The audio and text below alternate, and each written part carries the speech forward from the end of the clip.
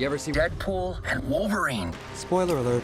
Deadpool and Wolverine is directed by Sean Levy, and it's the third movie in the Deadpool franchise, Deadpool's first movie in the MCU, the first R-rated movie in the MCU, and the final swan song for the 20th Century Fox Marvel Universe. And it is coming into theaters saddled with a lot of expectations. It's no secret that Marvel is not exactly in the best spot right now in terms of movies. Will they be able to knock this one out of the park after a string of failures? Will they be able to recapture what worked about the first two Deadpool movies? Will they honor the legacy of the Fox universe in a respectful manner? And will Deadpool and Wolverine save the MCU? Well, the answer to the last question remains to be seen, but in regards to everything else, abso-fucking-lutely. It is going to be really hard to critique this movie objectively because of how much unbridled fucking fun I had. Is it the best movie ever? No. Does it have a host of problems? Sure. But the one thing you cannot take away from this movie is that Marvel Studios understood the goddamn assignment. They recognize what people love about this character and they let him cook. Yes, technically this is another multiverse movie and the TVA from Loki does play a role, but the movie doesn't really care about the mechanics and is just using the multiverse as a tool to bring these characters together. Even the TVA in this movie really only acts as a plot device, an excuse to bring Deadpool into this universe and send him on his journey. It blatantly acknowledges how overdone the multiverse concept is, while also taking every possible advantage of it. And after so many years of trying to make this work, it's refreshing to see him just say, fuck it, let's have some fun for a bit. Another thing this movie takes full advantage of is its R rating.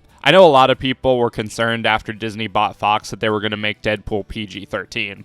Then the first trailer featured a pegging joke and Kevin Feige said fuck on stage and everyone's mind was put at ease. And this movie relishes in its R rating. The action is over-the-top gruesome. The humor is what you've come to expect with several brilliant jabs at the current state of Marvel and superhero movies. The language can get a bit obnoxious. Like, I don't think you needed to have the F word in every other line, but I never found myself annoyed by it. But let's talk about the big one, the second part of this movie's title, Hugh Jackman returning as Wolverine. How are they going to make this work without tarnishing the ending of Logan?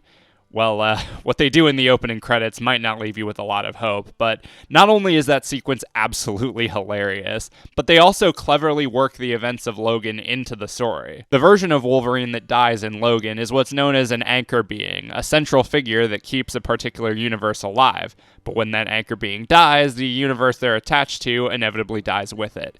Threatened with the prospect of losing the people he cares about, Deadpool sets out on a journey to find the right Wolverine to help save his universe, but ends up finding the worst Wolverine of all time, one who is haunted by his past mistakes and is thrust into this adventure when all he really wants to do is drink and be alone. Him and Deadpool both go through similar arcs, which makes their chemistry work all the better. Wade wants to feel like he matters and be a part of something bigger, and Logan wants the chance to right his wrongs and live up to the legacy of Wolverine. And on top of that, Hugh Jackman and Ryan Reynolds work great off each other. Seeing the culmination of their on and off screen friendship is so much fun, and they have some great moments in this movie. On the topic of legacy, this movie truly is a love letter to the Fox Marvel universe. While it might not have had the most consistent quality or coherent storyline, it still meant a lot to a lot of people, and the filmmakers know this. They take plenty of pot shots, and there are a lot of really incredible, surprising cameos.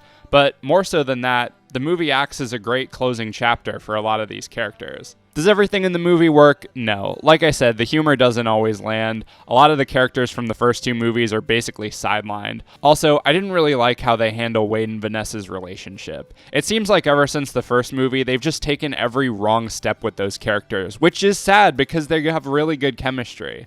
Also, I did really like the villain Cassandra Nova. I thought the actress did a good job and she had some really great moments, but I kind of wish there was more to her character than she's just kind of crazy. And again, I'm sure I could nitpick this movie to hell and back, but ultimately, I just had too much fun to care. With how many factors were working against this movie between the 6-year gap between films, the Fox merger, the SAG-WGA strike, the turbulence of the MCU's quality, the fact that we got something as good as this is nothing short of a miracle. Where they go next, who the hell knows? But I am just so thoroughly satisfied with Deadpool and Wolverine. And if you liked the first two, then definitely check it out. And I'd give this a 4 out of 5.